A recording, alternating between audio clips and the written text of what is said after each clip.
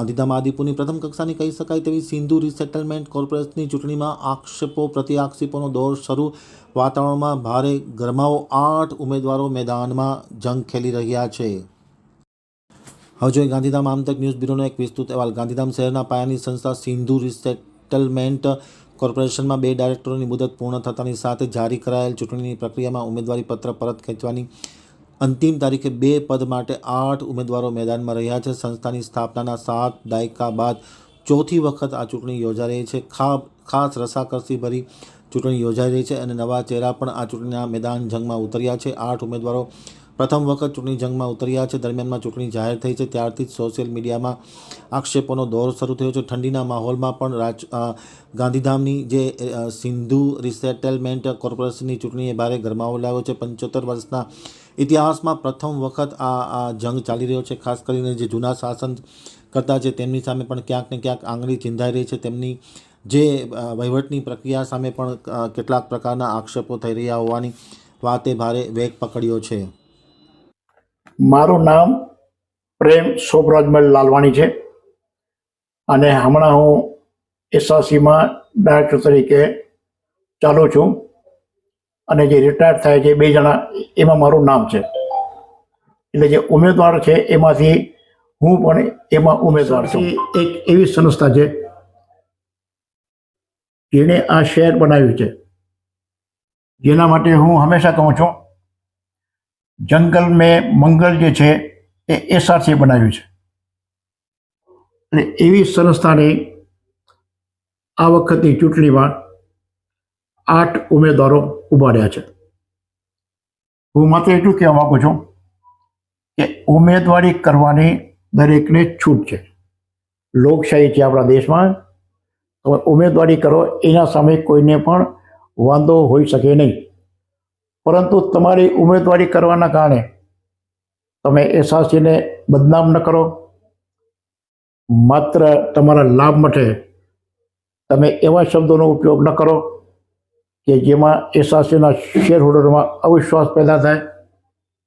એક વસ્તુ જે ખાસ એસઆરસી માટે તમને કહેવા માગું છું કે એસઆરસીએ એના પોતાના જે શેરહોલ્ડરો છે એમાંથી સિર્ફ 189 શેરહોલ્ડર છે જેને હજી પ્લોટ આપવાના બાકી રહે છે. બાકી તમામને જે છે એસઆરસીએ પ્લોટ આપી દીધા છે. અને એ પણ 6 વર્ષ પહેલાં સરકારે એલોટમેન્ટ ના પાડી એટલા માટે એ લોકો રહી ગયા હતા. અને હમણાં જ્યારે સરકારે અમને મંજૂરી આપી તો એને આપવા માટેનો નકશો જીડીએમાં જે છે મંજૂરી માટે ગયેલો છે. જેમ એની મંજૂરી મળશે તેમ 187 લોકોને પણ જે છે આ પ્લોટ મળી જશે.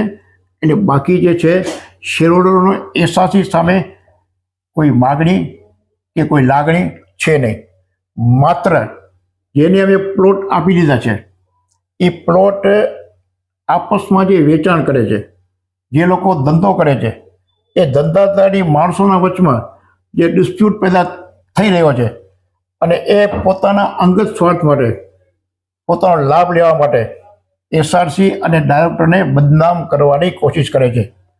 અમે અમારા શેરહોલ્ડરોને એનો હકનો પ્લોટ આપવા માટે બંધાયેલા છીએ. અમે એને આપ્યો છે અને 189 માણસો જે બાકી રહે છે એને પણ પ્લોટ મળી જશે. એટલે એસઆરસીના શેરહોલ્ડરોને એસઆરસી સામે કોઈ પણ જાતનો એક પ્રકારનો આપણે કહીએ કે કોઈ માગણી કે લાગણી નથી. 100 એકર જે જમીન છે જેના માટે આ લોકો વારંવાર વાત કરે છે, 100 એકર જમીન સેન્ટ્રલ ગવર્મેન્ટે એસઆરસીને આપી છે હવે પછીના એના નિભાવ માટે. અને એમાંથી અમુક જમીન જે છે અમે જે છે બાય ટેન્ડર અમુક લોકોને ભાડે પટ્ટી આપી છે.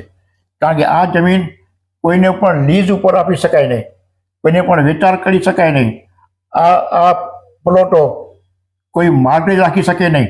એટલે એના ઉપરની આખી જે છે સ્કીમ જે છે એ બનાવવી પડે, સરકારની મંજૂરી લેવી પડે. જેટલા પ્લોટ આપ્યા છે એના સિવાયના પ્લોટ આખી સ્કીમ બન્યા પછી જ જે છે આપવામાં આવશે. મને આશ્ચર્યની વાત તો એના માટે છે કે આ બાબતની જે લોકો વિરોધ કરે છે એ લોકોએ જ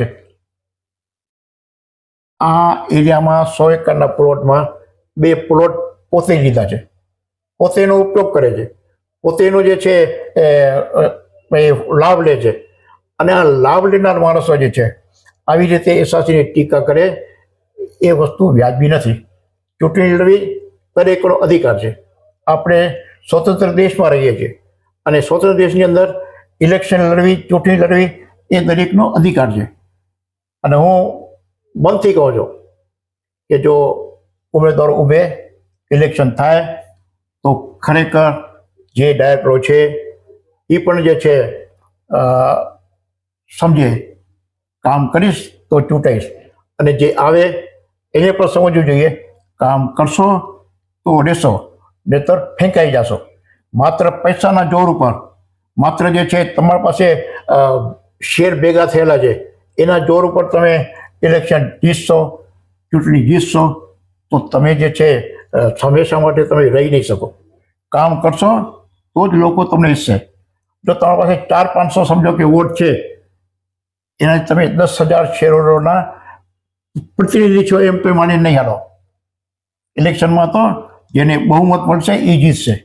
અને મારી વિનંતી છે કે ભાઈ આ ઇલેક્શન જે છે થવી જોઈએ, લોકશાહી છે, પણ એવી સ્વસ્થ થવી જોઈએ કે જેમાં સંસ્થાની બદનામી ન થાય. ધન્યવાદ.